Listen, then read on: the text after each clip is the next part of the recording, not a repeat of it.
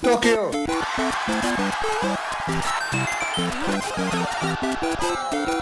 Situation is under control. Fantastic.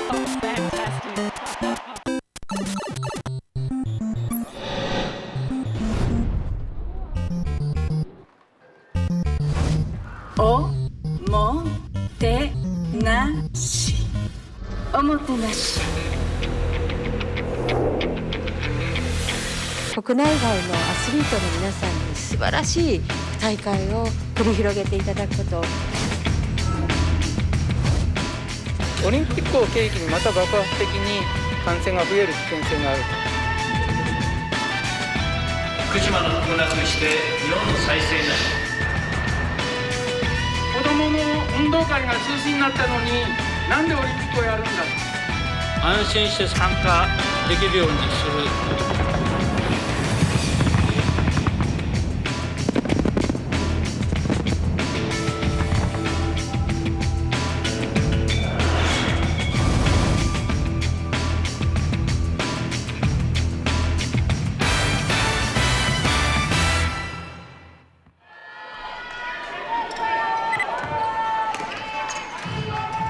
지난해 2월 9일 호주 대 브라질의 여자 농구 경기.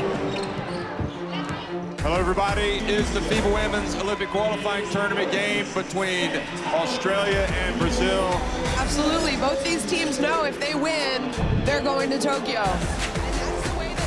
세계 최정상급 센터 켄 베이지를 앞세운 호주. 브라질은 에리카 드 수자를 내세웠다. 경기는 초반부터 밀고 밀리는 접전이었다. 승리의 여신은 지친 켄 베이지를 대신해 톨로가 제 몫을 다해준 호주의 편이었다.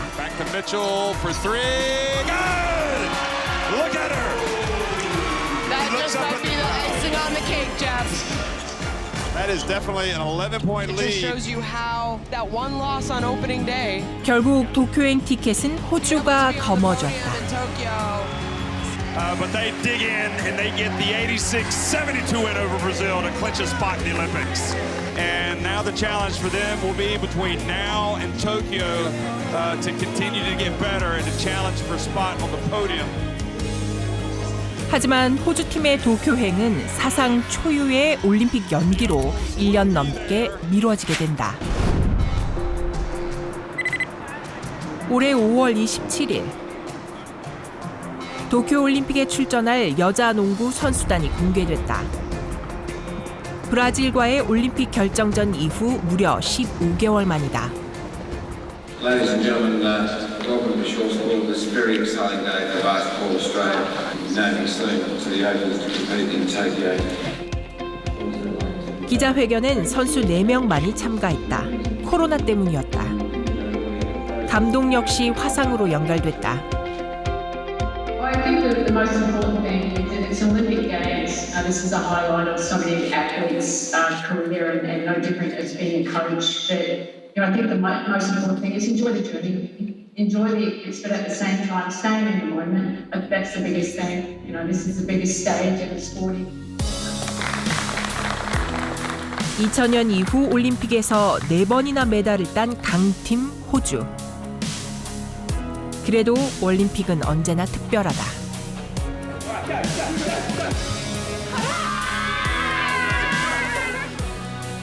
Actually, that is postponed to 15 months, and finally, you're going to Japan. So how do you feel now? Has happened, and not just for the 15 months, our whole careers before that, whole 31 years that I've been on this earth. It's just kind of led to this moment, and so I think everyone's really excited to be here and that Tokyo is going ahead, and we're all ready to go. 정말 준비가 돼 있을까? Yep, so the first one, we'll have the second one next week. And that's, not only to protect us, but it's to protect the people in Tokyo. It's when we come back home, the people in Australia, to protect our close family and friends and ourselves as well. So it's not just about us, it's about the greater populations all over the world. 나흘 뒤인 5월 31일 호주 여자 소프트볼 선수단이 도쿄행 비행기에 올랐다. 전 세계 선수단 중 처음이었다.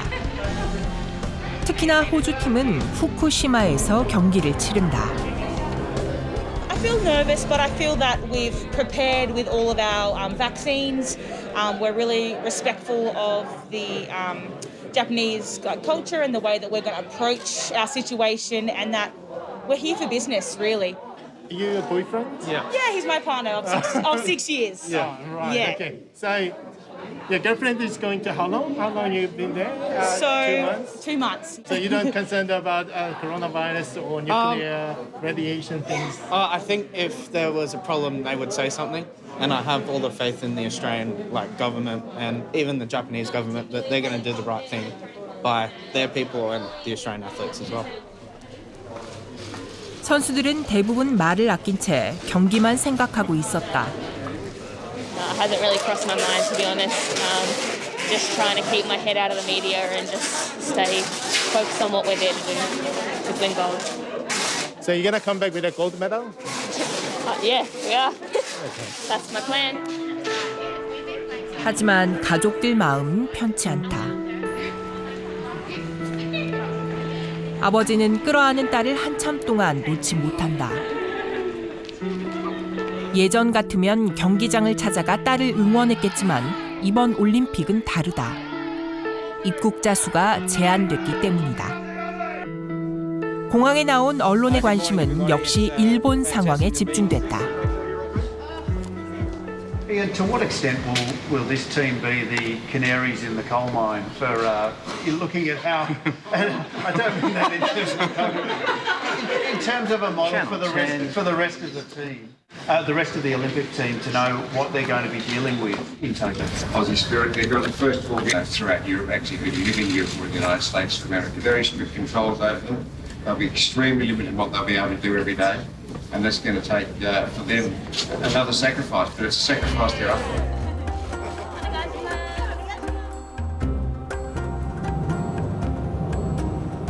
나흘 뒤인 6월 4일 도쿄.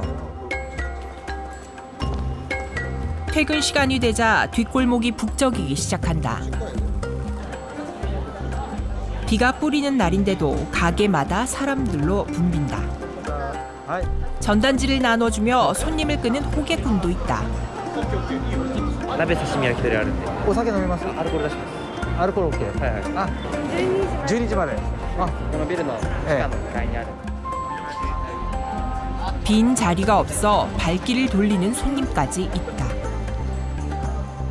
ちょっと混み合ってますけれども、もしもしお一人様1時間ぐらいのお席だったらご案内できますが、お一人様皆様1時間ぐらいとお願いしておりまして、はい、じゃあお名前よろしいですか？ありがとうございます。朝日様。はい、じゃあお待ちしておりますので。 이 꼬치집도 만석이다. 모임 인원 제한이 없다 보니 손님들은 어깨와 어깨, 등과 등이 맞닿을 듯 붙어 앉았다.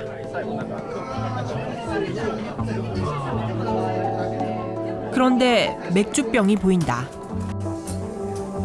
긴급 사태가 발령된 촬영 당시 도쿄에서는 24시간 술을 팔 수 없고 저녁 8시면 문도 닫아야 했다. お客さんでお酒飲みたい方いらっしゃるんですか？やっぱり緊急事態で。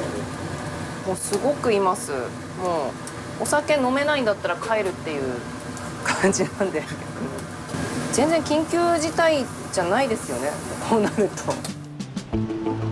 평소 정부의 조치를 철저히 따르는 일본에서 보기 드문 일이다. 지난 1년간 쌓인 빚만 1억 원. 업주는 올림픽 얘기에 울분을 토한다. 国会議員の方はしっかりお給料もボーナスも決まり通りもらってらっしゃるので、庶民のことは全然考えてくれてないのかなって感じてしまいます。そういう中でまたオリンピック強行ですね。本当にもうついていけないなっていう気持ちしかありません。 손님들 역시 마찬가지다. 그리고 やっぱりみんな嫌がるだろうなっていうなんで私たち我慢してるのにそういうお祭りをやるのっていうイメージの方がまず最初にみんな出ると思いますね。なんだろう、世界に日本がちゃんとやれてんだよっていうのは出せたんじゃないのかなと思いますけど、残念ながらそう出てる感じじゃないよねっていう。 앞서 지난 4월 말 일본은 도쿄와 오사카 등 4개 지역에 긴급 사태를 발령했다. 緊急事態宣言の発出を決定をいたしました。手をこまねいていれば、大都市における感染拡大が国全体に広がることが危惧されます。 이날 이후 긴급사태 선포 지역은 10곳으로 늘었다. 5월 한 달에만 신규 확진 15만 6천 명, 사망자는 3천 명 가까이 됐다. 가장 심각한 곳은 오사카였다.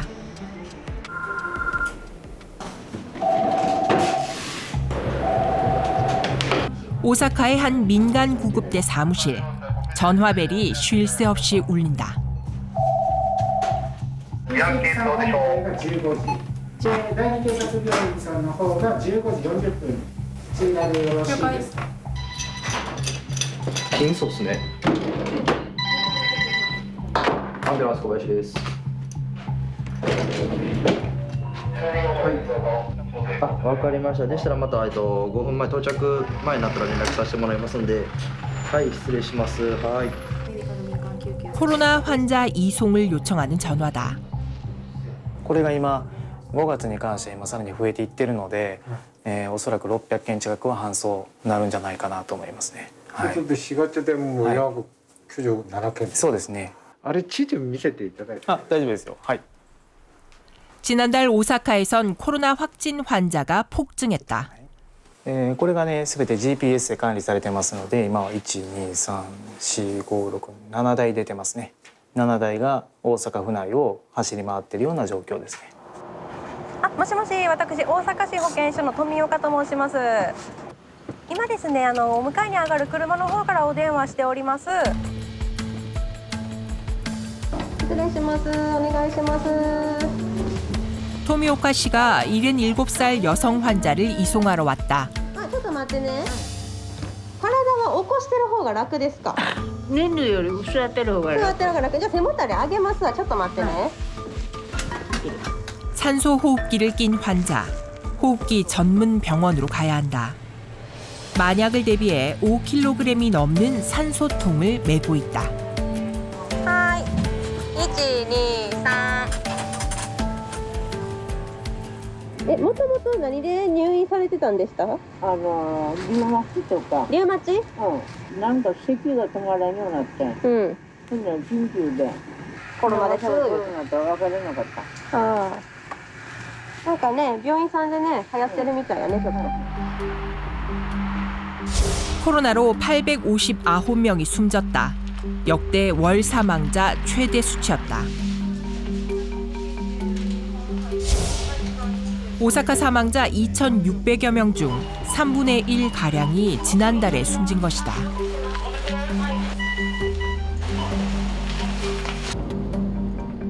내가 고로고로する? なんでやろか。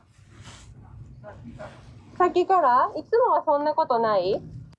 あと10分ちょっとくらいでね、病院さん着くから、それも一回聞いてみましょうか。ね。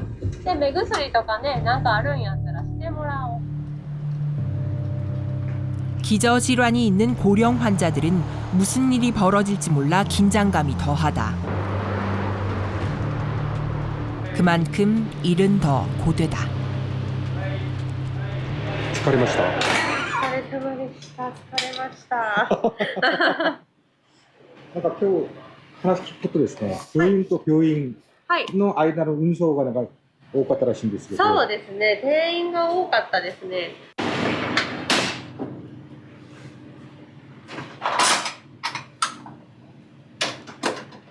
こう見ると力仕事なんですけど。そうですね。なんか少ないですか。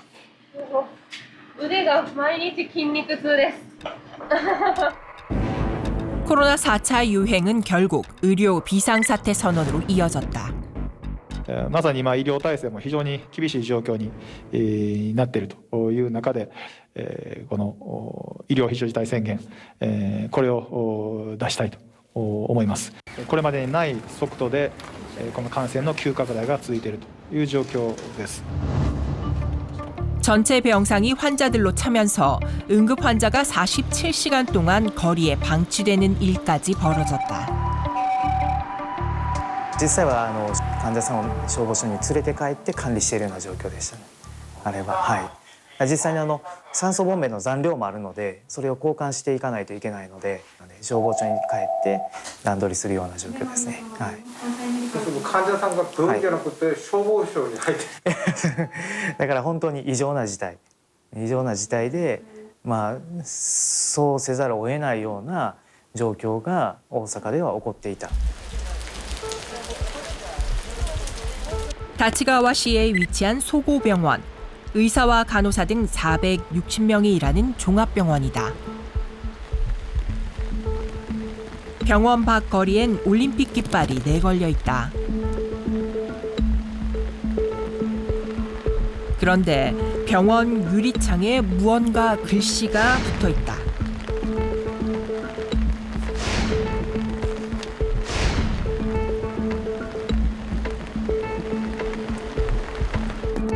사람들은 어떻게 생각할까? 医療の現場の方々がそういうふうに思うってことはやっぱり医療の厳しさもあるんだろうな。そもそもそういう地域の医療がしっかりしてれば派遣もできるかもしれないですけど、入院できない人もいる状態の中でオリンピックやるから人を出せっていうのは、ちょっと筋違いじゃないのかなとは思います。 오랜 설득 끝에 이 병원 부원장이 처음으로 카메라 앞에 섰다. 4月が27名、5月が今日現在で37名の受け入れ数です。昨年1年間で受け入れが242名ですので、特に5月になってですね、急激に入院患者さんが増えている状況があってですね、退院したベッドにすぐ患者さんが入ってくるというような状況ですね。 그런데 문제는 코로나 환자만이 아니었다. 入院の患者さんもお断りせざるを得ない状況がありましたし、この地域には高齢者の方が入る施設がたくさんあるんですけれども、そういう施設にですね、患者さん留め置いて入院ができないというような状況も発生をして、そのまま施設でお亡くなりになるという状況も起きたというふうに伺ってますので。 コロナのせいでやっぱり地域の医療を守ることが、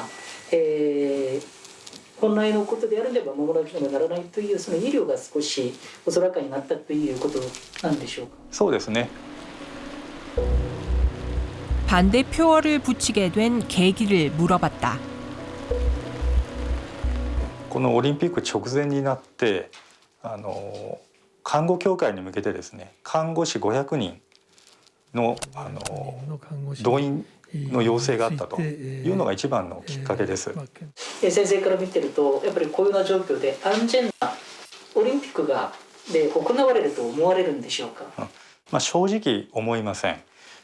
予測としては当然変異株の流行がさまざま起こって、感染者やですね重症者が増えて、その中で、私たち医療機関が、追いつかないような ひどい状況に陥るのではないかなというのが一番の懸念ということになります。個人的にはですね、ピョンチャンオリンピックの時のようなスケートのイー・サンファ選手と小平選手ね、国旗を持って最後ラストランをされたあんな感動の場面はぜひ見たいと思ってるわけですよね。ところが一方医療従事者という側に立てば、この感染が爆発がリスクが高い大会をですね開くということに関しては どうしてもこれは納得がいかないというのが現状です。 대체 무엇이 이들을 이토록 분노하게 만들었을까? 코로나 환자들을 치료하는 병원 내 구역에 가까이 가봤다. これ世界中清潔ゾーンというか綺麗なゾーンで、この壁の向こう側が患者さんがいるゾーンです。 최전선에서 코로나와 싸우는 건 역시 간호사들이다. あの格好は、あと2時間ぐらいですかね。でその間はちょっとお水が飲みたいとかでもう飲めない、マスクも外せないので長時間になっちゃうので、そうすると脱水症状になっちゃうので、すぐ声をかけながらやらないと看護師さん倒れちゃう。 인터뷰 도중 야마다 부원장이 이쪽을 촬영하라고 손짓을 한다. こっちになります。大丈夫です。ここまで大丈夫ですか。掃除も掃除婦じゃなくてね、看護師が。吉川入ってこれないんで、こちら看護師で全部掃除してるんですよ。トイレ掃除もすべて。 하지만 가장 힘든 건 따로 있다. 무력감이다. 70歳以上で症状がある人でも入院できなかったのが1月ですね。なのでもう本当に何人もお断りしたっていうのがその時期です。救える命が救えないっていう点はもう非常に悲しいですし、虚しくなって心がそれで折れていくっていうのはずっとありました。で、それは別に私たち立川総合だけではなくて、今の大阪もそうじゃないですか。救える命が救えない。大阪、兵庫、岡山あたりはとにかく今そういう状況なので。 사실 1년 전 올림픽 의료 자원봉사를 신청했던 이토 씨는 최근 자원봉사를 포기했다. コロナの祭典になっちゃうようなところにやっぱ参加するわけにはいかない。この通り昼休みも一人で壁に向かってご飯食べるようなことを今もお願いしてやってますけども、でそれがそのオリンピックをすることで夏以降もまだ続いていくのかなっていう、もうかなり精神的にか事務職員だけじゃないですけど医療従事者はかなり今ではないんじゃないかなってワクチンが順調に行き届いてからとかではないかなと、7月ではないかなと思います。必ずオリンピックの後の2週間後ぐらいから第5波が来るんですよ。もう見えてますよね、それがね。その中でそういうのが見えてる中でやるのか。東京オリンピックは東北大震災の復興震災と当初言われていましたが、東京オリンピック自体がウイルスの新たな災害を生むことになりかねません。独裁者のような振る舞いをする一部の人は、オリンピックが起きて犠牲が起きることも仕方がないと言って東京オリンピックを強行しようとしています。これはウイルスと人間の戦いというよりは人間と人間の戦いですから、国際社会がこれを止める必要があると思います。 재개의 올림픽 반대 목소리는 더욱 직설적이었다. 대형 전자상거래 업체인 라쿠텐의 미키타니 회장은 올림픽 개최는 자살 임무라고 했다. Why do you think the government has been so forceful in its determination that they will still go ahead despite the public opposition, including from business leaders like yourself? I don't know. To be very honest, I call it this is like a suicide mission. To be very honest, and we should stop. 일본 최대 기업인 소프트뱅크의 손정희 회장도 SNS에 비슷한 글을 올렸다. 올림픽 공식 후원사인 아사히 신문은 정부가 올림픽을 향해 돌진하면서 불신과 반발이 커지고 있다며 올림픽 취소 결단을 요구하는 사설을 실어 논란이 되기도 했다.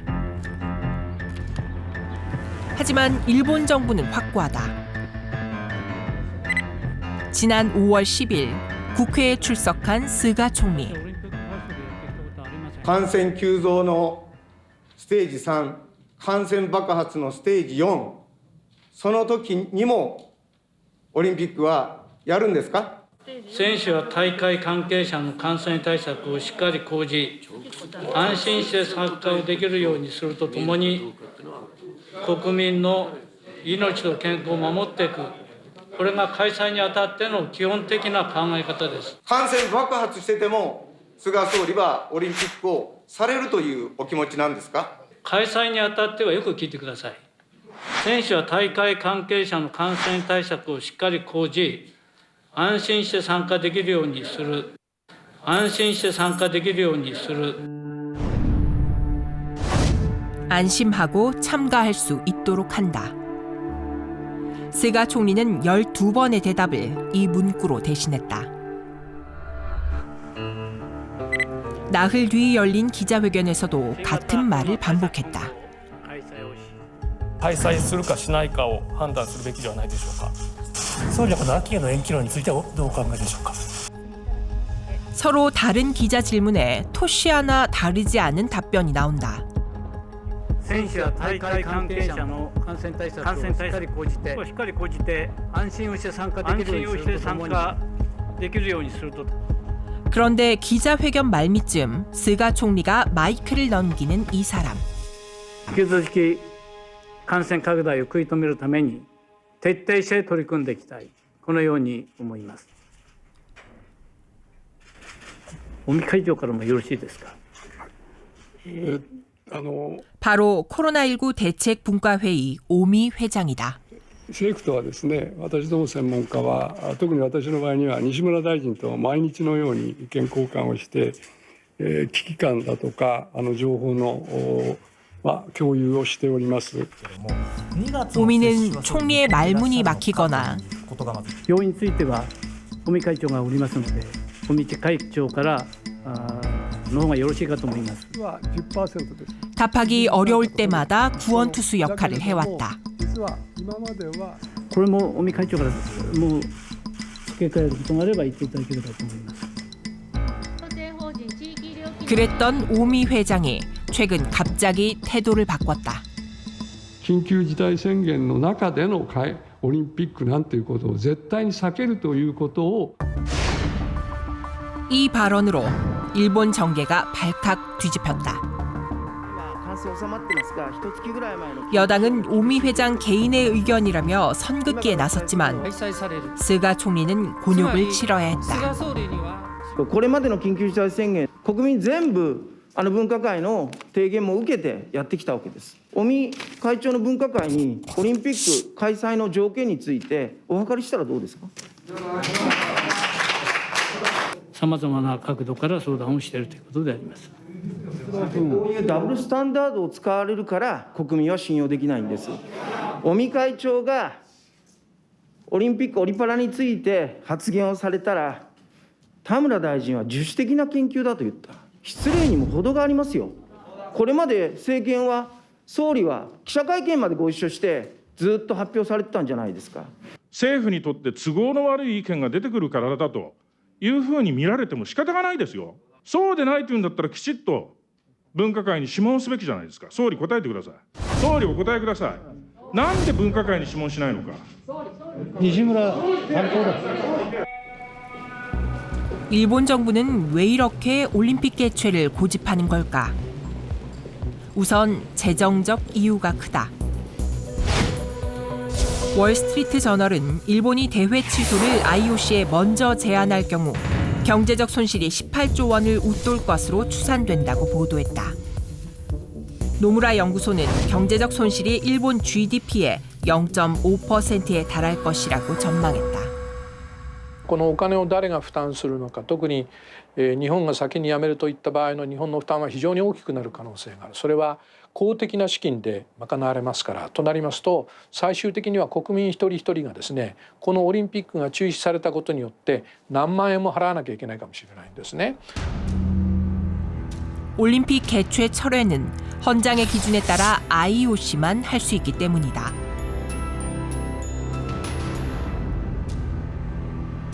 철회 권한이 없는 일본 정부로선 IOC가 요구할 엄청난 손해배상액을 고려할 수밖에 없다. 最終的に決定するのはどこですかと聞かれました。これはオリンピック憲章で IOC ということになってます。 하지만 보다 근본적인 이유가 있다는 게 전문가의 분석이다. 30년간 경제는 침체되고 사람들은 의기가 소침해되고 사회의 활력은 없고 뭐 세계적으로 한국까지 뭐 당당하게 일본하고 맞짱 뜨는 상황이 되었고 중국은 뭐 찾아볼 수 없을 정도로 지금 발전해서 미국과 맞짱 뜨는 그런 국가가 되고 이러다 보니까 일본의 입장에서는 어떻게든 이렇게 이 침체된 이 국면 그리고 의시소침한 이런 국민들한테 이 올림픽 성공이라는 그걸 가지고 자부심도 제공하고 그리고 자긍심, 민족주의 이런 것도 이제 심어줌으로 해서 일본이 다시 한번 부활할 수 있는 그런 계기로 삼고 싶은 거죠. 自信満々のペーシンクに日本は神長を抜けました。 1964년 도쿄올림픽 유도 무제한급 결승전. 네덜란드의 안톤 헤싱크에 맞서 일본의 국민 스타 가미나가 아키오가 나섰다. 日本中の期待を集めて神長はよく戦闘しますが、ペーシンクの120キロの巨体相手では悲壮な戦いです。 다윗과 골리앗의 싸움. 神長一気に勝負に行きました。体落とし、体落とし、あっと抱きつかれた、これが怖い。裏投げをあっと寝技になりますか。崩しました。寝技を逃げたい。神長。 하지만 헬싱크는 왜소한 아키오를 찍어 눌렀다. 崩れた抑え込み、再度抑え込みに入られました。神長ついに体落としを返されました。抑え込み、まもなく技ありになります。まもなく技ありになる。25秒、ついに神長破る。日本の神長ついに敗れました。 2勝を捉えました。 관중 17,000명이 들어찬 경기장. 서양의 금발 거인을 누르는 모습을 기대했던 관중석에선 탄식이 쏟아졌다. 神長実によく戦いましたがついに敗れました。3年間の努力は実らず日本の望んだ全種目の優勝は果たせませんでした。 그러나 일본은 유도를 앞세워 미국과 소련에 이어 도쿄올림픽 종합 성적 3위를 기록했다. 64년 도쿄올림픽은 일본이 국제 스포츠계의 강자로 떠오르는 계기가 됐다.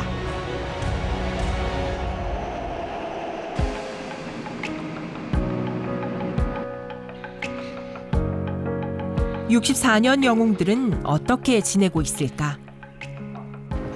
よろしくお願いいたします。いえ、こちらもよろしくお願いいたします。日曜日なのに、ありがとうございます。 경량급에서 금메달을 딴 나카타니 씨는 57년 전 이 일을 마치 어제 일처럼 기억하고 있었다. 初めて東京オリンピックの時柔道が正式種目で採用されて、その一番バッターを私が引き受けたもんで、金メダルは4階級ありまして、軽量級、中量級、重量級、無差別4階級あってですね、でそのうちの軽量、中量、重量級は金メダル取って、で無差別はオランダのアントン・ヘイシンに神長先輩が敗れてですね、銀メダルで終わったわけですけど。 당시에 딴 메달을 조심스럽게 꺼내 취재진에게 보여주는 나카타니 씨. クリーニングにもう5、6回出してますから、ちょっと色があせて、でもやっぱりこうやって胸につけてみるとやっぱりジーンとしますね。で少しね胸に一度つけていただいて、はい、見ていただければなと思います。ああ。 いやこうやって国に飾るたびにちょっと昔を思い出しますね。どういうような思いがフィルムのように思い出してくるんですか？でよりもやっぱり一番に感じることは勝っててよかったな、負けてたら今の自分はないないうことを思いますね、いつも。 64년 도쿄올림픽은 지금의 나카타니 씨만을 만든 게 아니다. まず変わったのは柔道の試合場の日本武道館ですね。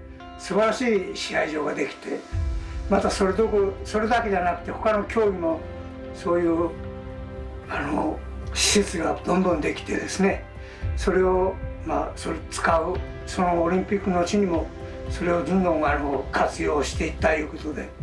大学1年で明治大学へ入学するときには広島、私広島に住んでたんで、広島から東京まで秋いう汽車がありまして、それで13時間ぐらいかけて東京まで行ってたんですけど、そのオリンピックに備えて新幹線ができて、ものすごく早く東京へ行けるようになったんでですね。新しい時代の期待を担って超特急ひかり号は静かに東京駅をスタートしました。あっという間に熱海を越え、富士山の裾野を走って、ツートンカラーの優美な巨体は鮮やかな直線を描いていきます。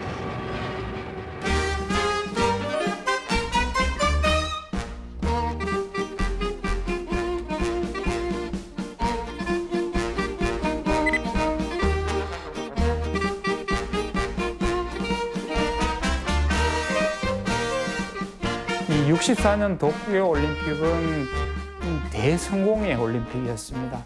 세계적으로도 성공한 올림픽이지만은 일본의 입장에서는 이게 너무나 중요한 올림픽이었습니다. 왜냐하면은 일본은 그 패전을 딛고 경제 개발을 시작했는데 64년이면은 경제도 굉장히 이제 그 발전하고 그 상황도 좋아가지고 사람들에게서 그 전전의 고통 그리고 침략 전쟁의 나쁜 기억들도 이렇게 묻혀지면서 이제 전쟁으로부터 벗어날 수 있는 그런 어떤 영광의 올림픽이 되었던 거죠.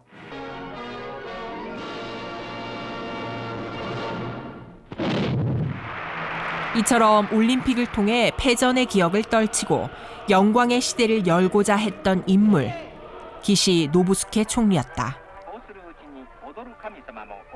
바로 아베 전 총리의 외할아버지다.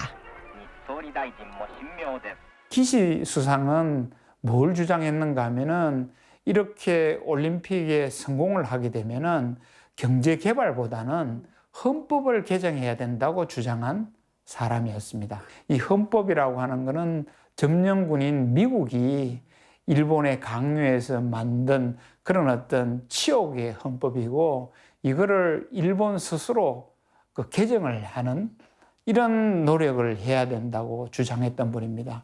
기시 수상을 비롯한 이런 비주류 그룹들은 이제 이기에 고양된 어떤 그 국민들의 자부심 이런 거를 이제 바탕으로 해가지고 헌법을 개정해야 된다라고 주장을 했는데 결국은 아베의 외할아버지인 그 기시 수상 그룹이 패배하게 됩니다.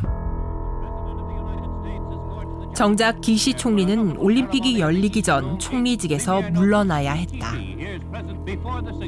자위대의 전쟁 개입을 허용하는 신미일 안보조약 서명이 일본 내 격렬한 반발을 불러와 헌법 개정의 꿈을 접은 것이다.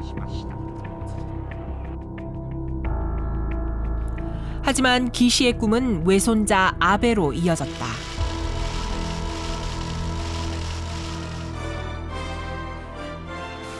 도쿄. 아베는 1964년의 영광을 2020년에 다시 재현하고자 했다.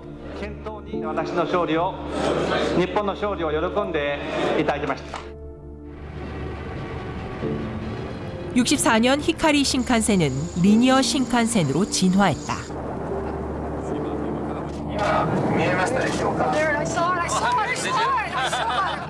So how high is the limitation? どれくらい高く浮上してるんですか? 57년 전 히로시마 자리엔 후쿠시마가 들어섰다. 2020年のオリンピック・パラリンピックは何としても復興五輪としたい。福島の浜通りへと聖火ランナーが走る姿を皆さん世界に向けて発信しようではありませんか。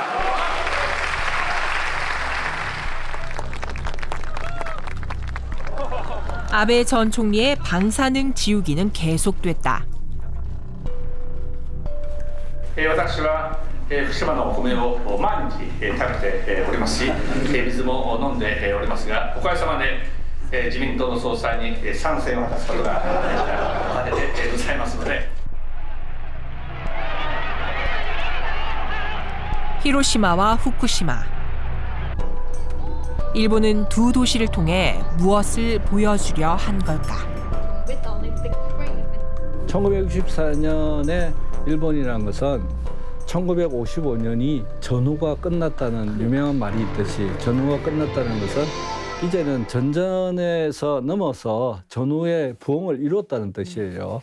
그렇기 때문에 전후 부흥의 하나의 상징으로서 올림픽을 시작을 한 거고, 이번에는 일본이 굉장히 잘 나가는 일본이 1990년 이후부터 침체를 하기 시작했죠.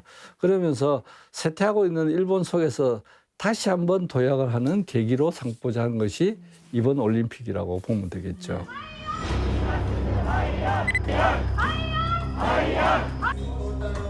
(2015년) 집단적 자유권 행사를 허용하는 안보법이 강행 통과됐다.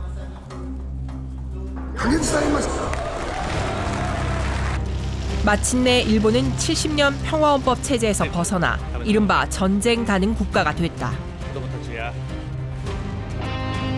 아베는 외할아버지 기시 총리의 꿈에 한 발 더 다가서게 된 것이다. 아베 입장에서는 이 도쿄올림픽은 단순한 부흥 차원이 아니라 개헌을 위한 올림픽으로 활용하고 싶었던 거죠. 왜냐하면은 이제 유치 결정되고 난 다음에 아베는 아베노믹스를 계기로 국민적인 인기를 얻으면서 이 강한 그 국민들의 여론 지지가 있었습니다. 그리고 2017년 총선에서는 대승을 하게 돼서 그 헌법을 개정할 수 있는 그 3분의 2 의석도 차지하게 되었기 때문에 이 기회를 이용해서 개헌 올림픽으로 방향 전환을 하게 되는 겁니다. 그런 아베의 발목을 잡은 게 바로 코로나19 팬데믹이었다. 엎친 데 덮친 격으로 건강이 악화된 아베는 사임하게 된다. 憲法改正志半ばで職を去ることは断腸の思いで 아베는 이제 정권을 관방장관이었던 서거한테 넘겨주면서 아주 그렇게 자연스럽게 퇴진하는 그런 수순을 밟게 됩니다. 그런데 스가 입장에서는 이제 아베의 관방장관으로서 아베 파벌의 도움으로 이제 수상이 되었지만은 무거운 숙제를 안게 되었던 거죠. 今統治に成果が転換。東日本大震災以降、世界中から寄せられた支援や励ましに対する感謝の気持ち、困難を乗り越える人々の力を伝えていきます。成果が希望の象徴として世界を照らし、勇気を与えてくれること。 지난 3월 후쿠시마에서 올림픽 성화가 출발했다. 일본 정부는 원전에서 20km 거리에 있던 사고수습 대책본부 자리에 체육시설을 세웠다. 아베의 빈자리는 스가 총리가 채웠다. 福島の復興なくして東北の復興なし、東北の復興なくして日本の再生なし。 올림픽을 앞두고 발등에 불이 떨어진 일본 정부의 선택은 백신이었다. 4월까지만 해도 OECD 37개 국가 중 백신 접종 속도 꼴찌였던 일본. 4월 말까지 일본에서 한 차례 이상 코로나19 백신을 맞은 사람은 전체 인구의 1%에 불과했다. 지난달 24일부터 일본은 자위대를 동원해 도쿄와 오사카를 시작으로 대규모 접종에 돌입했다. 이른 아침부터 대규모 접종 장소에 사람들의 발길이 이어졌다. たいというのかな、そういうものがあって、4時ぐらいにはもう目されましたので、少し安心できるかなと。次回はですね、6月の28日になります。 하루 접종자를 100만 명까지 끌어올리겠다고 약속한 스가 총리. 何としてもこのことをやり遂げて、国民の皆さんが一日も早く安心をした日常を取り戻すことができるように。 하지만 내부 전문가들조차 불가능하다는 비판을 숨기지 않는다. 요미우리 신문은 백신 담당 장관이 불가능한 수치라며 몇 번이나 만류했지만 스가 총리가 이를 일방적으로 발표했다고 보도했다. 何？まだ予約したけどなかなか回ってこない。いつ打てるとか予定はありますか1ヶ月ぐらい先ぐらい。今日本政府7月末まではなんか高齢者全部打てると言われてるじゃないですか。無理無理。なんで無理だと思いますか。予約しても取れない。 예약을 하고 기다리는 경우는 그나마 나은 편이었다. ワクチンです。ちょっと全然電話がね、2時間ちょっとかけて全然つながらなくって、インターネットの人たちがさっさと入ってしまうでしょ。電話かけてる人はもう間に合わないが、年寄りにはね、ちょっと。 홋카이도 적십자병원의 마키노 게니치 병원장은 일본의 백신 접종률이 낮은 이유를 이렇게 설명한다. 스가 총리가 100만 접종을 이제 공약을 했는데 앞으로 가능하다고 보시는지. 今のペースでいくと可能ではないんじゃないかと思います。で、実際に、それを担当するのは各、地方自治体ですね。県であったり市であったりというところになるもんですから、そこの対応でもってかなり差がついています。大規模接種会場、集団接種という選択肢も一つあるんですけども、インターネットと電話で受付をするのが一般的なんですけども、現在65歳以上のお年寄りを対象にしているものですから、お年寄りがなかなかインターネットがうまく使えないということで予約が進まない。また電話の方は回線が限られているので、なかなかつながらないということで、予約が取れないということが多くなっているようです。行政が今おっしゃったアナログ的な接種券というものを、国民に郵送する。で、それが届く前には接種が始まらないんです。そういった手続き上の問題は非常に大きいと思います。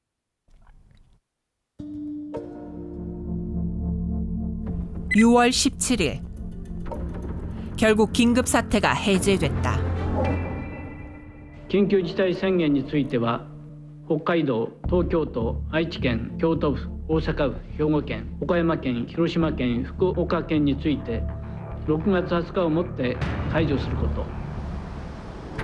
사실상 올림픽 카운트다운의 시작이었다. 観客数の上限も収容定員 50% 以内で1万人とする。 올림픽 개막 한 달을 앞둔 지난 23일 시민들은 대규모 집회로 맞섰다.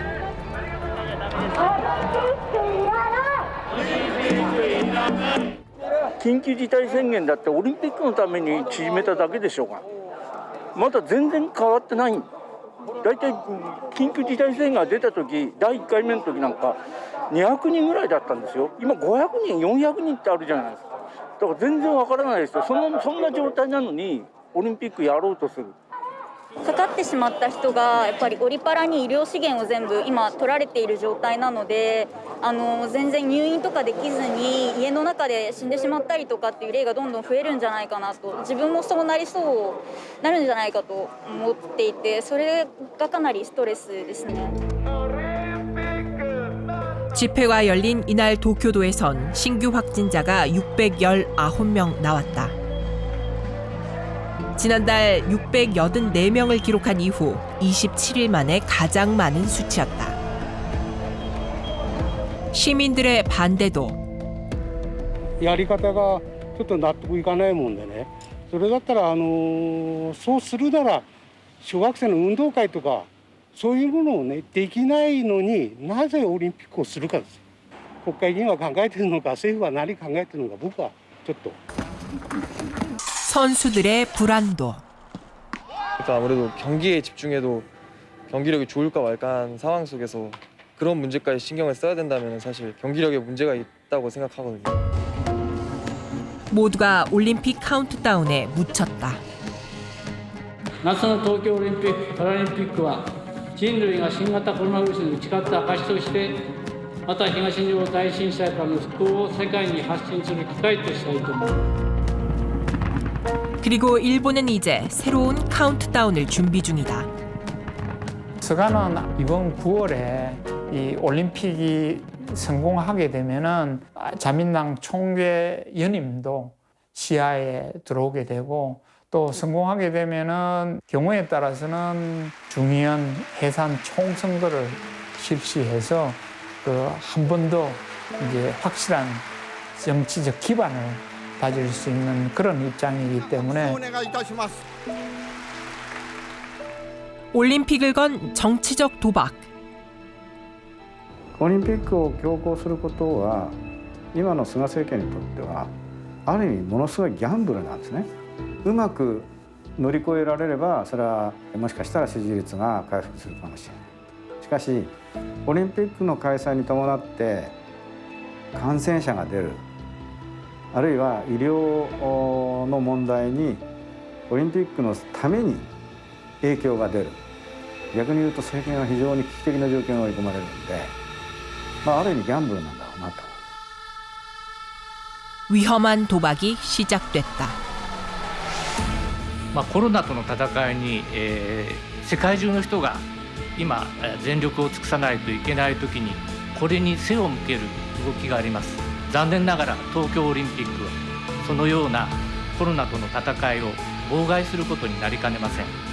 東京オリンピック株と呼ばれてこの先100年にわたって人類の大きな愚行であったと非難されることになるでしょう。